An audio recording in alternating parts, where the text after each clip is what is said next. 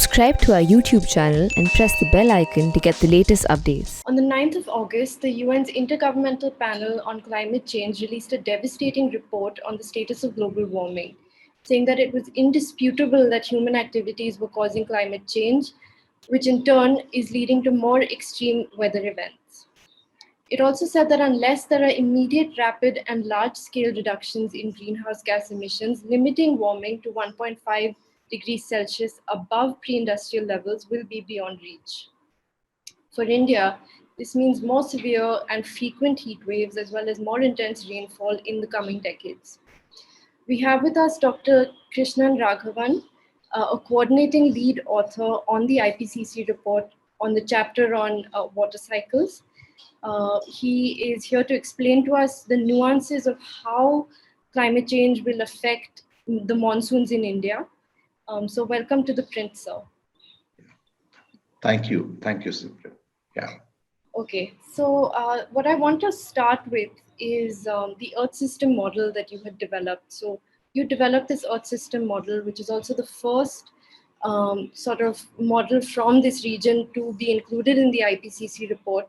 And it has helped predict, the effect of global warming on India's monsoon, in the South Asian region, which includes India, on the monsoon. So can you tell us a bit about, the challenges in developing such a model, especially, when it comes to accuracy, because we're recovering from a COVID wave, and COVID saw many models of which were wrong. So how did you deal with that? Okay. Yeah, I think you raised a very important question. Basically, I work at the Center for Climate Change Research, and this comes under the Ministry of Earth Sciences. And we started somewhere around 2009, the center was started. And one of the goals of this center was to address all the key questions on the science of climate change. And one of our top priority was to have a Earth system model from India and contribute to the CMIP, this is known as the Coupled Model Intercomparison Program.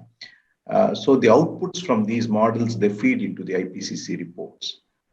And so this was one of our goals at that time. And 2013, we had the fifth assessment report. Now what we have is a sixth. And we realized that by 2013, it was just not possible. By that time, already people had started, all the outputs were ready and people were working on the AR5 report. CMIP 5 outputs were available by that time. So we decided that we should not miss the boat, at least CMIP 6 and AR6 was our target.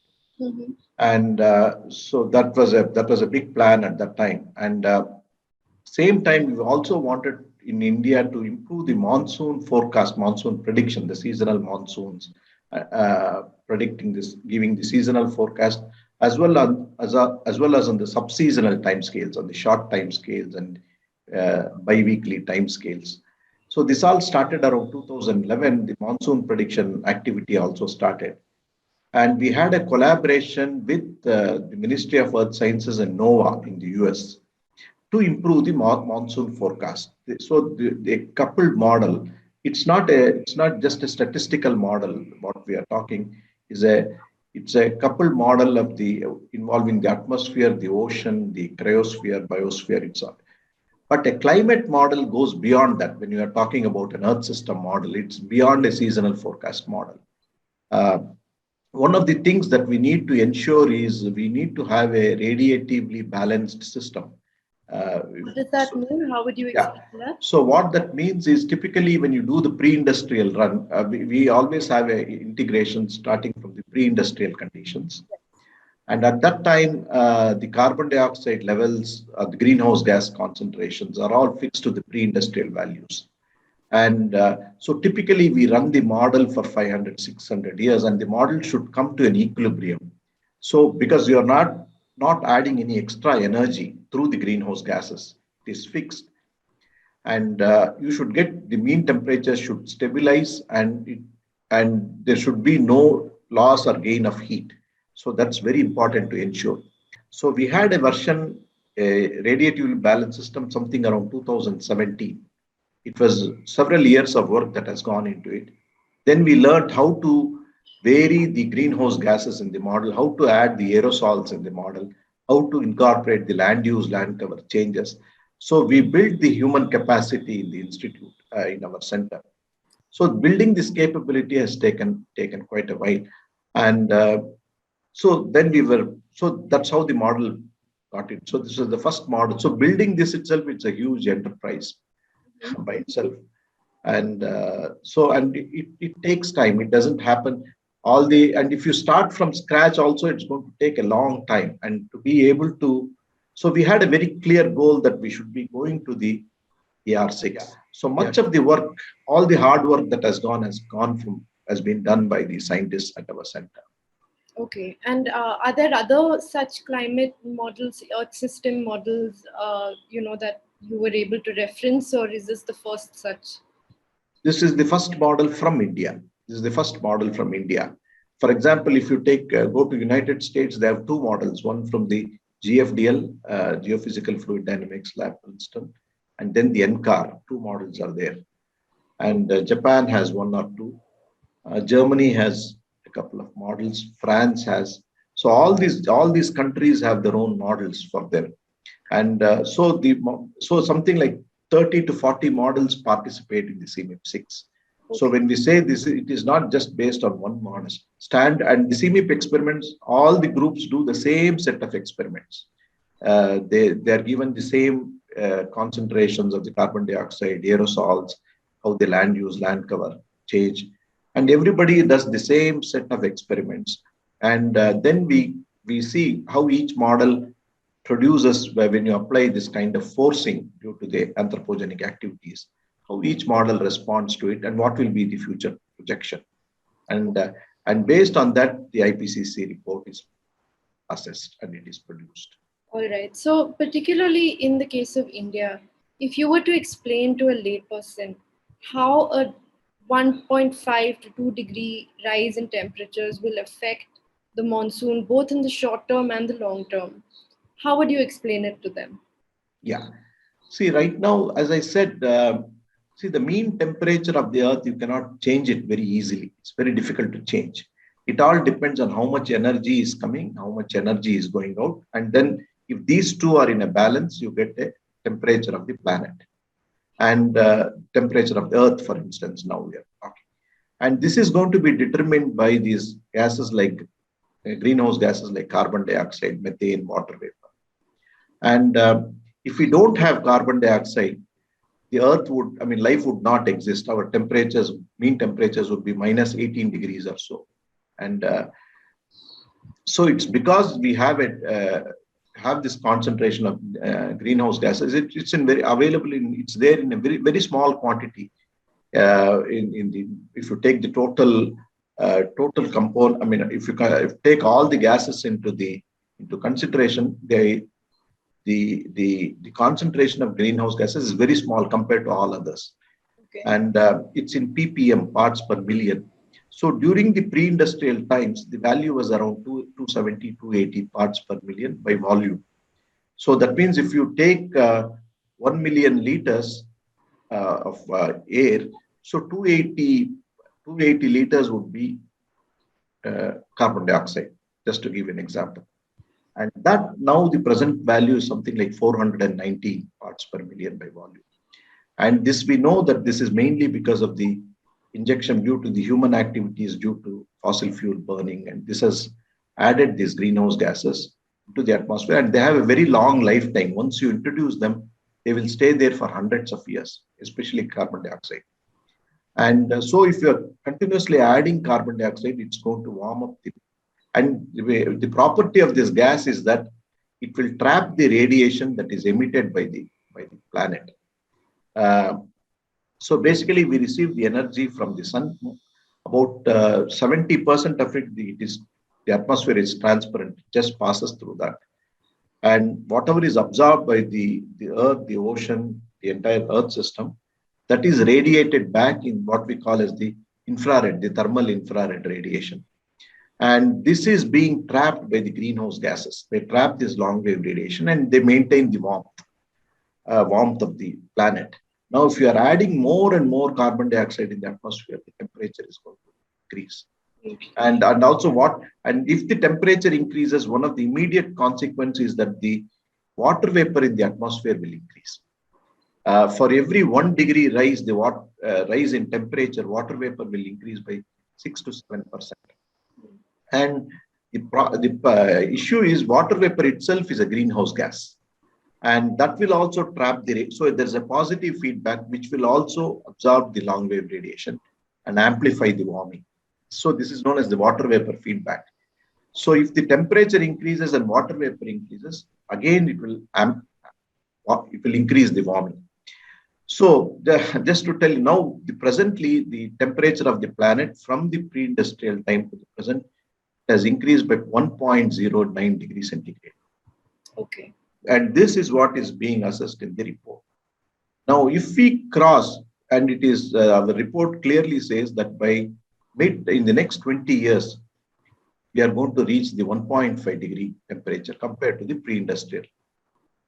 So if the temperature increases to 1.5 degree, the consequences are the heat waves are going to become much more frequent, and they are going to become more, those are the extremes. The daily extremes in the temperatures are going to increase both in frequency and intensity.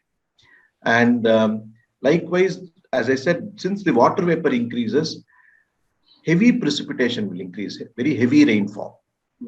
And they also increase for every 1 degree, very much like the water vapor, about 7% per degree warming.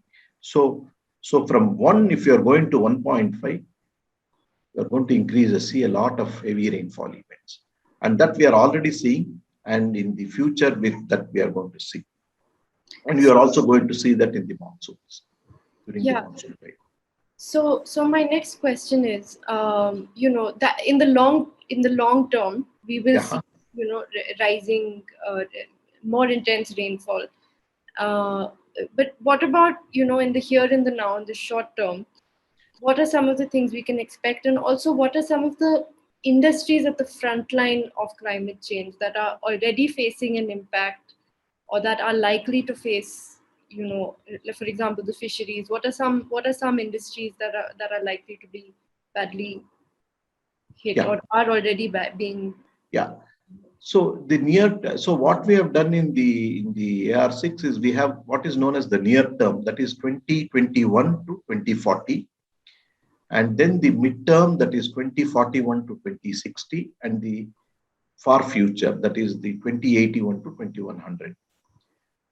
So if you look at mostly in the long term, that is the mid and the long term, that is 2040, 41 to 60, and 2081 to 100.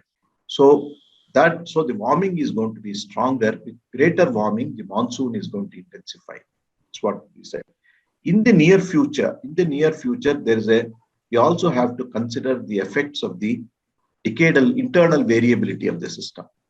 Explain what intervariability means. Yeah. So when we are talking about the effect of the external forcing, which is the greenhouse gases, are due to the anthropogeny, we call that as an external forcing. Okay. But when you are looking at a climate system, it has its own modes of variability. They are happening on times. For example, in El Nino, when we say these are periods you have anomalous warming in the central and equatorial Pacific, sea surface temperatures increase by 3 degrees, 4 degrees, and it has a global impact. So these internal modes of variability can affect precipitation patterns, temperature patterns at various parts of the globe, including India, including the monsoons. So in the next 20 years, if you say what is the effect of we have to account for the effect of the internal variability. Okay, so there could be a El Nino 10 years down the line. And similarly, there are modes of variability in the Indian Ocean and the Atlantic. So the effects of these internal variations, natural forcings like the volcanoes, they can be quite dominant in the near term, in the next 20 years. So the confidence due to the external forcing in the monsoonal changes is medium, because the uncertainties can come because of these changes. Okay. But in the long term, It's going to be dominated by the temperature increase due to the carbon dioxide, due to the greenhouse gases. So once the temperature increase, there will be more water vapor and you can get more precipitation. That is the idea. So that's why we say in the mid to the long term, monsoons are projected to be stronger. Okay. And in the near term, we have to account for all these internal variabilities, and which is actually a source of uncertainty for the near term predictions. Okay. So my next question is, so far the Indian government's response to the IPCC report has been to say that it vindicates India's position on global emissions. It also says that the IPCC report is, I'm quoting, a clarion call for developed nations to undertake immediate deep emission cuts and decarbonization of their economies.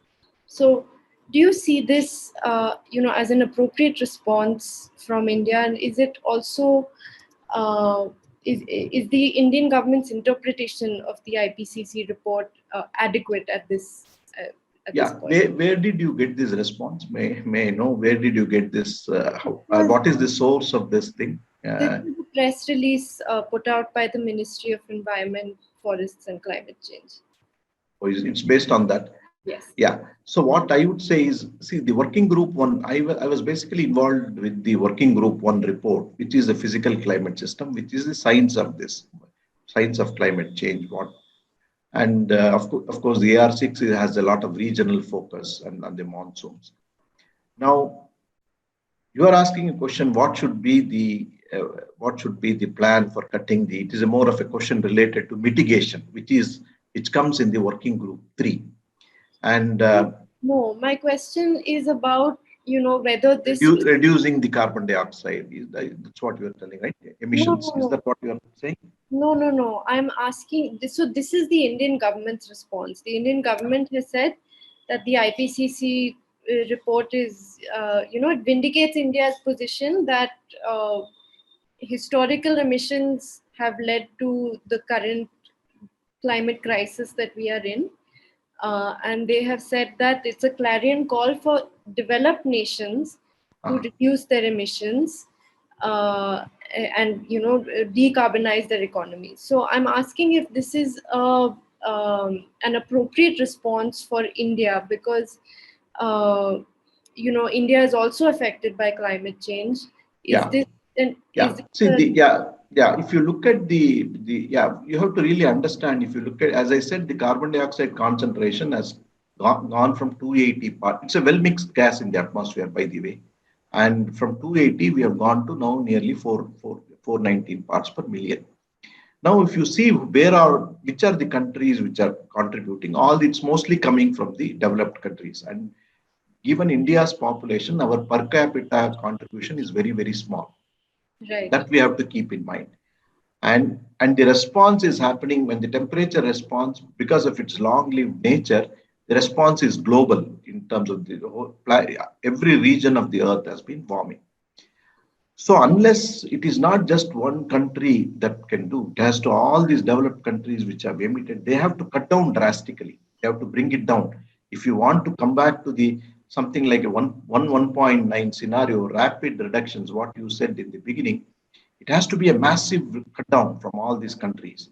And of course, India has also agreed we will do our bit, we will reduce it. And already there are efforts going in promoting renewable energies and solar energies.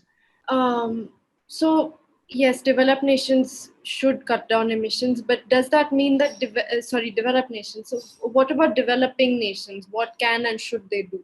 Yeah, that I see the developing. Yeah, see what I'm telling. We should also do our bit to reduce wherever possible and whatever is possible, and how to do that. Those negotiations, they happen at a much higher level, and that's a policy issue. That's what I cannot tell what should be done, how it should be done. I'm not the right person for that. So this is a mitigation. It's a mitigation issue, which comes in the working group 3. Okay. Yeah. Okay. So I just want to take you back to one of the questions that I realized I think may have skipped through the cracks. What are some of the real life problems that we will face with climate change. The question I had asked you was about industries in particular, or areas that that we are likely to see that will be affected um, by climate change. Yeah, I think what we are seeing is very heavy rain. This is during the monsoon. That is going to be one of the important challenges that we need to address. Now, recently, we had very heavy rain, something like 60 centimeters of rain in Mahabaleshwar in a day, something like that. And these type of events are going to become more and more frequent. And and responding to those will be a challenge, and many parts will be. So the heavy rainfall events are something that we need to focus, pay much attention. And now, if you look at in terms of the tropical cyclones, I think we are doing a good job.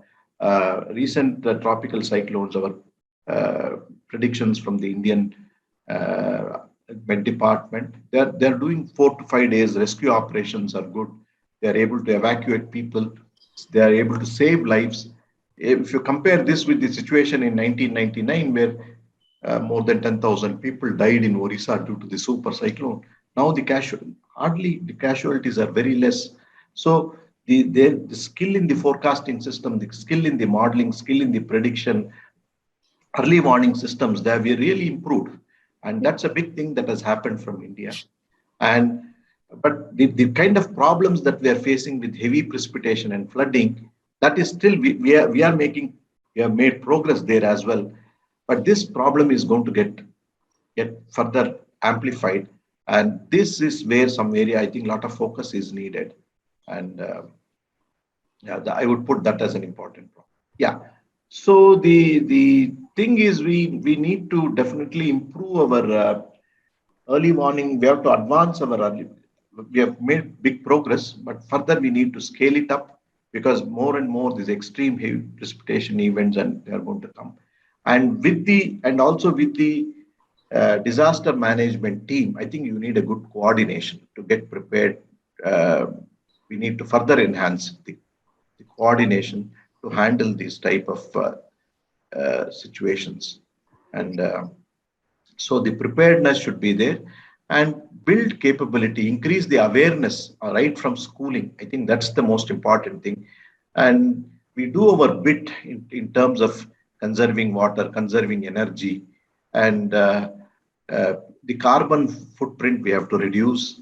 And these are all the things that we do in our own, whatever the best practices we follow. And and increase the vegetation cover, go for afforestation and so on. These are the things that we need to promote.